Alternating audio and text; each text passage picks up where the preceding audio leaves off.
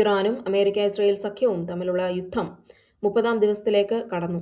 ഇറാന്റെ തലസ്ഥാനമായ ടെഹ്റാനിലെ പ്രമുഖ സർവകലാശാലകൾക്ക് നേരെ വ്യോമാക്രമണം ഉണ്ടായി. ടെഹ്റാൻ സർവകലാശാല, ഷെറീഫ് യൂണിവേഴ്സിറ്റി ഓഫ് ടെക്നോളജി എന്നിവയ്ക്ക് നേരെയാണ് ആക്രമണങ്ങൾ ഉണ്ടായത്. ഈ സർവകലാശാലകൾക്ക് ഉള്ളിൽ ഇറാന്റെ സൈനിക ഗവേഷണ കേന്ദ്രങ്ങളും അത്യാധുനിക ആയുധ നിർമ്മാണ യൂണിറ്റുകളും പ്രവർത്തിക്കുന്നുണ്ടെന്ന ആരോപണത്തെ തുടർന്നാണ് ഇസ്രയേലും അമേരിക്കയും ഈ ആക്രമണം നടത്തിയത്. ഇറാന്റെ ബാലിസ്റ്റിക് മിസൈൽ സാങ്കേതിക വിദ്യ വികസിപ്പിക്കുന്നത് ഇത്തരം സർവകലാശാലകൾ കേന്ദ്രീകരിച്ചാണെന്നാണ് ഇസ്രയേൽ പറയുന്നത്. ആക്രമണത്തിൽ സർവകലാശാലയിലെ ഗവേഷണ ലബോറട്ടറികൾക്കും അക്കാദമിക് കെട്ടിടങ്ങൾക്കും കാര്യമായ നാശനഷ്ടങ്ങൾ സംഭവിച്ചിട്ടുണ്ട്.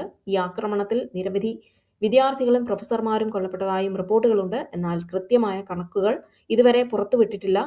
വിദ്യാഭ്യാസ സ്ഥാപനങ്ങൾക്ക് നേരെ നടന്ന ഈ ആക്രമണത്തെ ഒരു വാർ ക്രൈം എന്നാണ് ഇറാൻ വിശേഷിപ്പിക്കുന്നത്. ഇതിന് കടുത്ത രീതിയിൽ തിരിച്ചടി നൽകുമെന്ന് ഇറാൻ വിദേശകാര്യ മന്ത്രാലയം മുന്നറിയിപ്പ് നൽകി. യമനിലെ ഹൂതി വിമതർ ഇസ്രയേലിന് നേരെ രണ്ടാമതും ശക്തമായ ആക്രമണം നടത്തിയിരിക്കുകയാണ്.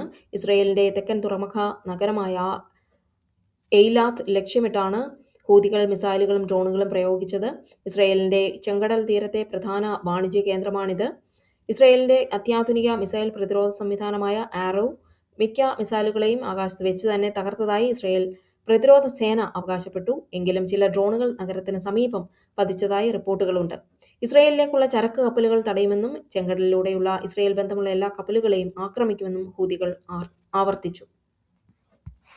GCC രാജ്യങ്ങളിൽ കഴിഞ്ഞ ദിവസം ഇറാൻ നടത്തിയ ആക്രമണങ്ങൾ ഏതൊക്കെയാണെന്ന് നോക്കാം. UAE-യിലെയും ബഹ്റൈനിലെയും അലൂമിനിയം പ്ലാന്റുകൾക്ക് നേരെ ഇറാൻ ആക്രമണം നടത്തി.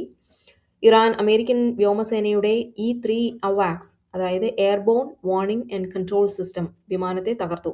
ഈ വിമാനത്തിന്റെ പ്രത്യേകത എന്താണെന്ന് വെച്ചാൽ യുദ്ധക്കളത്തിലെ ശത്രു വിമാനങ്ങളെയും മിസൈലുകളെയും കിലോമീറ്ററുകൾക്കപ്പുറം വെച്ച് തന്നെ കണ്ടെത്താൻ സഹായിക്കുന്ന റഡാർ വിമാനമാണ് E-3 AWACS.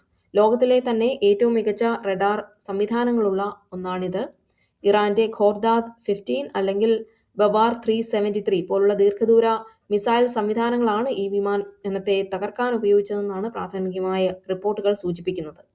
സൗദി അറേബ്യയിലെ പ്രിൻസ് സുൽത്താൻ എയർബേസിന് നേരെ കഴിഞ്ഞ ദിവസം, അതായത് മാർച്ച് 27-ന് 2 ദിവസം മുൻപ് ഇറാൻ നടത്തിയ ആക്രമണത്തിലാണ് വിമാനത്തിന് ഗുരുതരമായ നാശനഷ്ടങ്ങൾ സംഭവിച്ചത്.